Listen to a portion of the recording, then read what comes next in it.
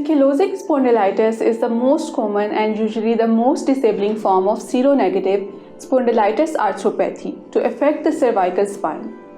According to the modified New York criteria, the diagnosis required the following: establish sacroiliitis on radiographs and at least one of the following clinical criteria: low back pain and stiffness for more than 3 months, improving with activity, limited movements of the lumbar spine, and reduced chest expansion. Ankylosing spondylitis often starts in early adulthood, predominantly affecting men, and has a chronic progressive course.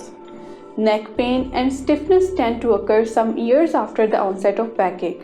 The neck becomes progressively stiff and kyphotic, although some movement is usually preserved at the atlantooccipital and atlantoaxial joints.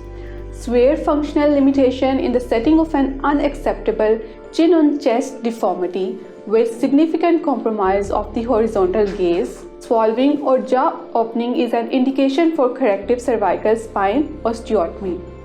CT or MRI scan must be included in the workup if the plain radiographs are inconclusive. Fractures often occur at intervertebral space but usually involve the ankylosed posterior structures and are thereby unstable. 3-column injuries with commonly associated neurological compromise.